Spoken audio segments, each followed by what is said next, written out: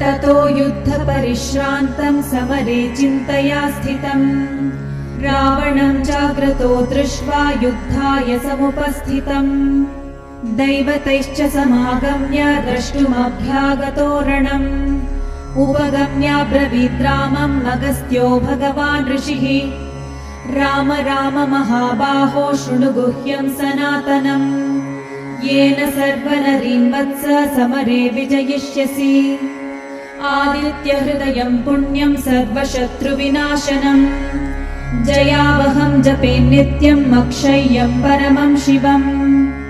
सर्वमङ्गलमाङ्गल्यं सर्वपापप्रणाशनम् चिन्ताशोकप्रशमनम् आयुर्वर्धनमुत्तमम् रश्मिमन्तं समुद्यन्तं देवासुरनमस्कृतम् पूजयस्व विवस्वन्तं भास्करं भुवनेश्वरम् सर्वदेवात्मको ह्येषे तेजस्वी रश्मिभावनः एष देवासुरगणान् लोकान् पाति गभस्तिभिः एष ब्रह्मा च विष्णुश्च शिवः स्कन्दः प्रजापतिः महेन्द्रो धनदः कालो यमः सोमो ह्यपाम्पतिः पितरो वसवः साध्या ह्यश्विनौ मरुतो मनुः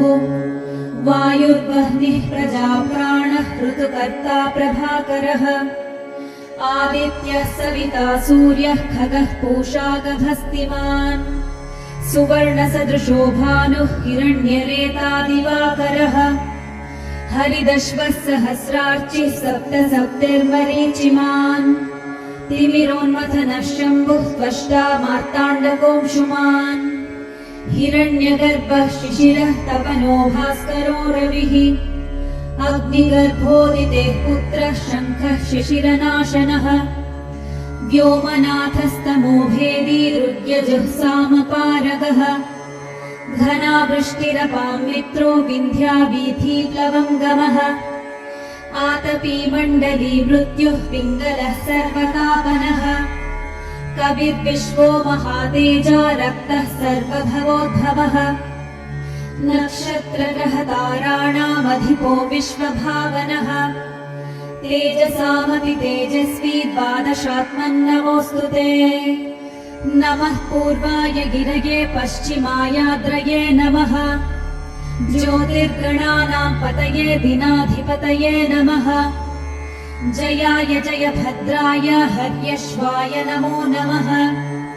नमो नमः सहस्रांशो आदित्याय नमो नमः नम उग्राय वीराय सारंगाय नमो नमः नमः पद्मप्रबोधाय मार्ताण्डाय नमो नमः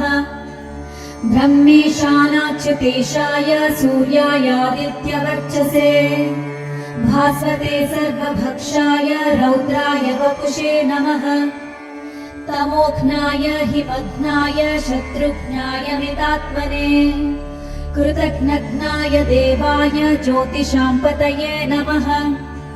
तप्तचामीकराभाय वह्नये विश्वकर्मणे नमस्तमोभिनिघ्नाय रुचये लोकसाक्षिणे नाशयत्येष वैभूतं तदेव सृजति प्रभुः पायत्येष तपत्येष वश्यत्येष गभस्तिभिः एष सुप्तेषु जागर्ति भूतेषु परिनिष्ठितः एष एवाग्निहोत्रं च फलं चैवाग्निहोत्रिणाम् वेदाश्च क्रतवश्चैव क्रतूनां फलमेव च यानि कृत्यानि लोकेषु सर्व एष रविः प्रभुः एनमापत्सु कृच्छ्रेषु कान्तारेषु भयेषु च कीर्तयन् पुरुषः कश्चिन्नावशीदति राघव पूजयस्वैनमेकाग्रो देवदेवं जगत्पतिम् एतत् त्रिगुणितं जप्त्वा युद्धेषु विजयिष्यसि अस्मिन् क्षणे महाबाहो रावणं त्वं वधिष्यसि एवमुक्त्वा तदागस्त्यो जगाम च यथागतम् एतच्छ्रुत्वा महातेजाः नष्टशोकोऽभवत्तदा धारयामास सुप्रीतो राघवः प्रयतात्मवान् आदित्यं प्रेक्ष्य जप्त्वा तु परं हर्षमवाप्तवान् त्रिराचं यशुचिर्भूत्वा धनुरादाय वीर्यवान् रावणं प्रेक्ष्य हृष्टात्मा युद्धाय समुपागमत् सर्वयत्नेन महता वधे तस्य धृतोऽभवत् अधरविरवदं निरीक्ष्य रामं मुदितमनः परमं प्रहृष्यमाणः निशिचरपति संशयं विदित्वा सुरगणमध्यगतो वचस्त्वरेति इत्यार्षे श्रीमद् रामायणे वाल्मीकीये आदिकाव्ये युद्धकाण्डे 5,000 सर्गः।